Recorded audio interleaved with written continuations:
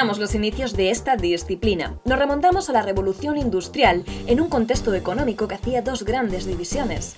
Por un lado, los mucrakers o trabajadores cansados de los abusos y que luchaban por mejorar sus condiciones laborales. Del otro lado, los patronos, cuyas miras eran tan cortas que solo buscaban el lucro personal, muy lejos de la ética y de la empatía con sus trabajadores. Esta situación obliga al cambio de las patronales. Aparece la figura de Lee, padre de las relaciones públicas y cuyo conocimiento salva dos situaciones funestas: al magnate Rockefeller, por un lado, y por otro a la empresa Pennsylvania. En el primer caso, Lee utiliza su destreza comunicativa para revertir una situación y sacar de lo negativo lo positivo con la técnica del guante vuelto. En el otro supuesto, Lee combate lo inoportuno de un silencio informativo con su contrario, una política de claridad. ¿Y qué ganaron las relaciones públicas en estos casos? Bueno, pues cambiar ese concepto de la información comprada que había hasta el momento. Darle cierta autonomía a esto de las relaciones públicas. Demostrar también que siempre es mejor emplear acciones activas y no esperar a paliar situaciones conflictivas. Un lavado de imagen de la figura del periodista. Y algo fundamental en esta época, humanizar a los patronos que ahora sí que empiezan a interesarse por las personas. Las relaciones públicas siguen subiendo de nivel y nos tenemos que fijar en Estados Unidos durante la Primera Guerra Mundial. ¿Cuál es el principal objetivo a nivel de comunicación? Pues sobremanera, incidir en la opinión pública. Y para ello contamos con la figura de George Creel. Este profesional crea una infraestructura organizativa de las relaciones públicas, creando el Comité de Información Pública y más tarde, junto a un buen equipo, formaría la agencia de relaciones públicas más grande y completa.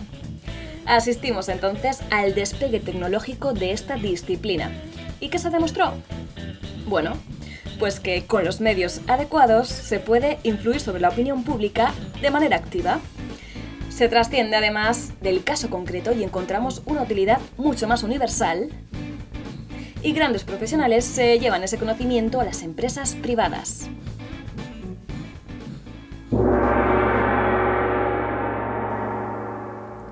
Vamos con la siguiente fase, la de consolidación. Tres aspectos fundamentales caracterizan este periodo de entreguerras. El ilustre Bernays escribe el primer libro sobre relaciones públicas, dando un impulso a su avance. Introduce también este autor la disciplina en una universidad de sociología neoyorquina. Y con todo ello, contribuye en darle solidez a las relaciones públicas con una base científica que sobreentiende la importancia de su estudio.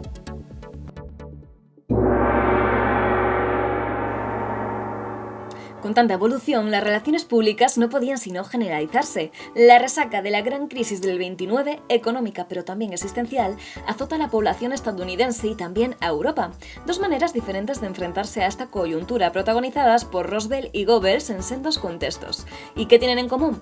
Bueno, pues el recurso de la comunicación para acercarse a las masas. Roosevelt, por su parte, influirá especialmente en la psicología de los ciudadanos para el progreso. En cambio, Goebbels lo llevará al extremo de la manipulación.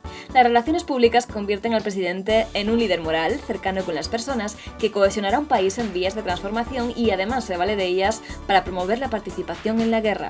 Por el contrario, el embajador alemán utilizaba estas relaciones como arma bélica, expandiendo la propaganda nazi y utilizando los medios de comunicación como la radio o el cine para persuadirlos. A mediados del siglo XX, las relaciones públicas se abren fronteras a través de las multinacionales y de esta forma llegan a nuestro país, donde se van copiando maneras y desarrollando otras. Hay que distinguir dos ámbitos, el profesional y el académico, que va siempre por detrás de la práctica.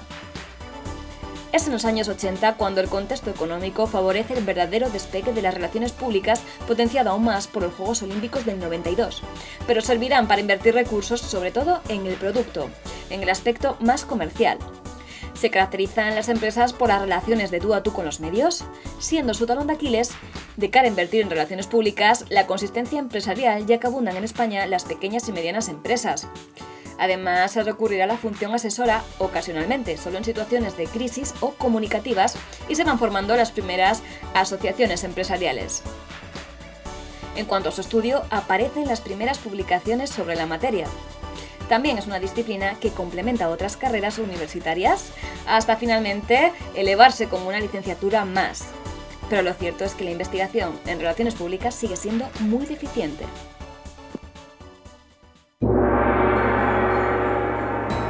Pues no, lejos de morir vivirán y convivirán con los tiempos. Para que esto sea posible deberán mejorar, aclarando cuáles son sus cometidos, concretizando objetivos y algo esencial, invirtiendo en investigación.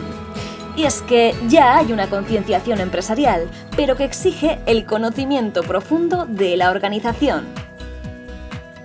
Y que debe satisfacer además las siguientes necesidades de comunicación.